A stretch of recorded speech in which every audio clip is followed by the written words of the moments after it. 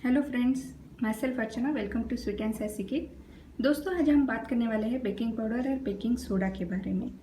Cake बनाने के लिए ये दोनों इंग्रेडिएंट बहुत कॉमनली यूज़ होते हैं, तो चलिए जानते हैं इन दोनों के बारे में। बेकिंग पाउडर और बेकिंग सोडा को लेवनिंग एजेंट के नाम से जाना जाता है। लेवनिंग एजेंट मतलब ऐसे इंग्रेडिएंट जो आपके बैटर के दूसरे इंग्रेडिएंट से रिएक्ट होकर गैस प्रोड्यूस करते हैं, जो होता है कार्बन डाइऑक्साइड गैस, जिससे आपके बैटर को रेज होने में हेल्प होती है। तो सबसे पहले हम देखेंगे बेकिंग सोडा के बारे में। बेकिंग सोडा बहुत कॉमनली यूज़ है, हमारे किचन में इजीली अवेलेबल होता है। बेकिंग सोडा को सोडियम बाइकार्बोनेट के नाम से भी जाना जाता है। बेकिंग सोडा नेचर में बेसिक या अल्कलाइन होता है, उसको रिएक्ट करने के लिए एसिड की ज़रूरत होती है। एसिड जो curd, lemon juice, vinegar, cocoa powder, किसी भी एसिडिक फॉर्म में हो सकता है। जब बेकिंग सोडा ऐसे एसिड और लिक्विड के कांटेक्ट में आता है तो वो इंस्टेंट रिएक्शन देता है, जिससे गैस प्रोड्यूस होती है, जो होती है कार्बन डाइऑक्साइड गैस, जिससे हमारा बैटर फूलने में हेल्प होती है।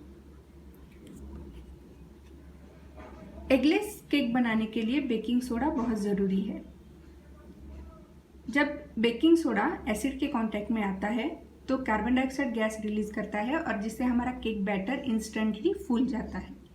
ये रिएक्शन बहुत स्पॉन्टेनियस होती है, इसीलिए जब भी आप केक में बेकिंग सोडा यूज़ करते हैं तो मिक्स करने के बाद हम उससे ज़्यादा देर तक बाहर नहीं रख सकते, उसको तुरंत ही बेक करने के लिए रखना पड़ता है, वरना वो गैस सारी निकल जाएगी और आपका बैटर फिर से बैठ जाएगा। अब हम बात करेंगे बेकिंग पाउडर के बारे में। दोस्तों, बेकिंग पाउडर को एक कंप्लीट इंग्रेडिएंट कहा जाता है, जिसमें बेकिंग सोडा, सॉलिड एसिड जो होता है क्रीम ऑफ टार्टर, और कॉर्नफ्लोर या फिर कॉर्नस्टार्च होता है। बेकिंग पाउडर को रिएक्ट करने के लिए हमें सिर्फ उसमें लिक्विड डालना होता है, क्योंकि सोडा और एसिड दोनों ही चीज़ें बेकिंग पाउडर में अवेलेबल होती है। इन दोनों का रिएक्शन मॉइस्चर के वजह से या किसी ह्यूमिड एनवायरनमेंट की वजह से ना हो, इसीलिए इन दोनों को न्यूट्रलाइज करने के लिए उसमें कॉर्नस्टार्च या कॉर्नफ्लोर डाला जाता है। बेकिंग सोडा एकदम फाइन क्रिस्टल फॉर्म में होता है और बेकिंग पाउडर फाइन पाउडर होती है, जैसे हमारे टैल्कम पाउडर है।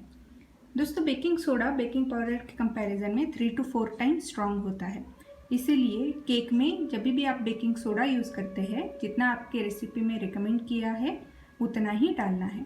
अगर आप ये सोच के कि मैं ज़्यादा बेकिंग सोडा यूज़ करूँगी तो मेरा स्पॉन्ज और ज़्यादा फूल जाएगा, स्पॉन्जी होगा, तो ये गलत है। ऐसा नहीं होता, क्योंकि जितना एसिड आपके रेसिपी में है, जितना एसिड आपके बैटर में है, उतना ही बेकिंग सोडा रिएक्ट होगा, और जो बाकी बचा हुआ बेकिंग सोडा है वो आपके बैटर में वैसा ही बना रहेगा, जिसके वजह से आपका स्पॉन्ज मेटेलिक टेस्ट देगा।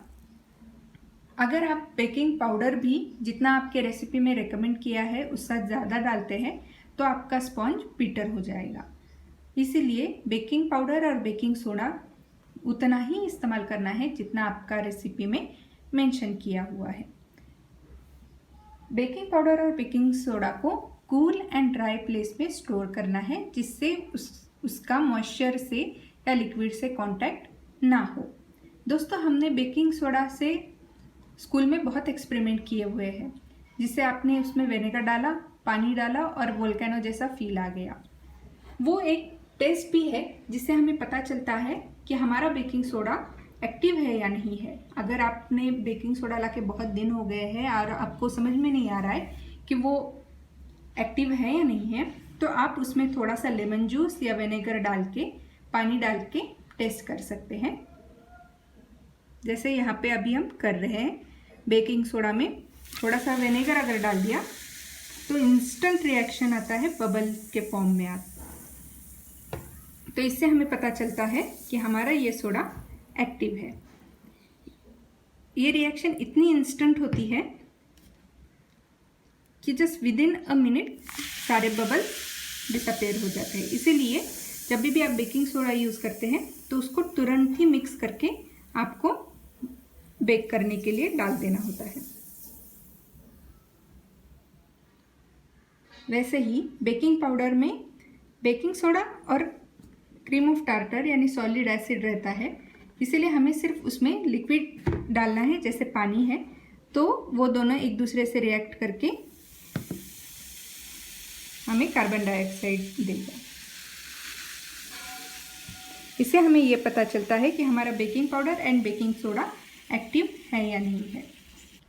दोस्तों, नेक्स्ट टाइम आप जब भी केक बनाओ तो ये सारी चीज़ों का ध्यान रखिएगा, जिससे आपका केक कभी भी नहीं बिगड़ेगा और वो बहुत ही स्पॉन्जी और लाइट होगा। आपको ये वीडियो कैसा लगा मुझे कमेंट बॉक्स में ज़रूर बताइएगा। मेरे इस वीडियो को लाइक कीजिए, शेयर कीजिए और मेरे चैनल को सब्सक्राइब कीजिए। तो मिलते हैं अगले वीडियो में ऐसे ही किसी नए टॉपिक को लेके। तब तक के लिए stay good, stay at home, be healthy and enjoy baking. Thank you.